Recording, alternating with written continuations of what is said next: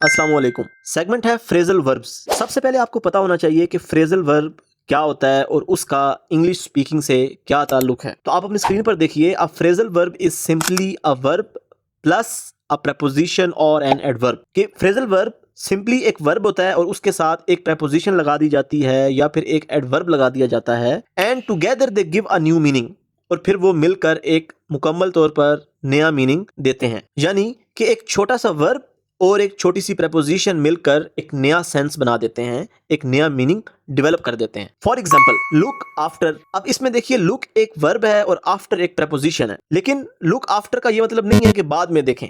Look after को अगर आप मिलाकर बोलें तो उसका मतलब होता है टेक केयर ऑफ, कि किसी चीज का ख्याल रखना। तो सेंटेंस होगा she looks after her little brother, कि वो अपने छोटे भाई की देखभाल करती है। एक और एग्जाम्पल देखें, गिव अप। गिव मतलब देना और अप मतलब ऊपर। तो एक्चुअली ये ऐसा नहीं है कि ऊपर दे दीजिए। गिव एक वर्ब है, अप एक प्रपोजिशन है, तो लेकिन जब आप इसको मिलाकर यूज करते हैं गिव अप, तो इसका मतलब होता है हिम्मत हार देना या किसी चीज में ये तस्लीम कर लेना कि मैं हार गया हूं। तो इसकी एग्जांपल देखिए, don't give up on your dreams. अपने ख्वाबों से हार मत मानो। Don't give up on your dreams. एक और एग्जांपल देखिए, कम अक्रॉस। कम मतलब होता है आना, कम एक वर्ब है, अक्रॉस एक प्रपोजिशन है।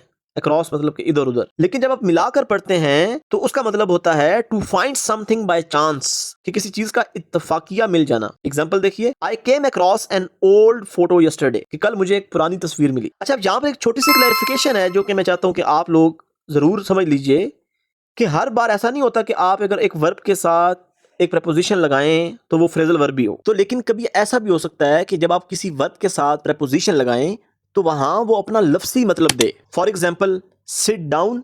सिट एक वर्ब है, डाउन एक प्रपोजिशन है, लेकिन जहां पर सिट डाउन का मतलब है नीचे बैठ जाएं।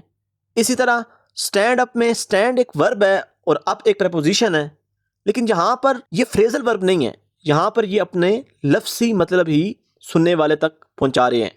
तो दो वर्ड्स जब मिलाकर बोल रहे थे तो कभी तो वो फ्रेजल वर्ब बनेगा, लेकिन ये आपको ख्याल रखना है कि कब वो फ्रेजल वर्ब बनेगा और कब वो सिंपली अपना मीनिंग कन्वे करने के लिए दो वर्ड्स मिलाकर बोले जा रहे हैं। तो आपने फ्रेजल वर्ब को दूसरे वर्ब और प्रपोजिशन के कॉम्बिनेशन के साथ मिक्स नहीं करना। ये चीज़ बहुत इंपॉर्टेंट है। आप इस वीडियो को दोबारा से देखें और इसमें समझने की कोशिश करिए। कमेंट सेक्शन में आप लोग भी एटलीस्ट एक फ्रेजल वर्ब और उसका मीनिंग और सेंटेंस जरूर लिखें। आई होप आपको फ्रेजल वर्ब्स का कॉन्सेप्ट क्लियर हुआ होगा। ऐसे बहुत से फ्रेजल वर्ब्स आप अपनी बुक्स में, अपनी स्पीकिंग्स में यूज़ कर सकते हैं। Inshallah, in the coming days, we will learn more phrasal verbs. We will discuss and we will use them in our sentences. Like this video, share with your friends and family, and thank you for watching.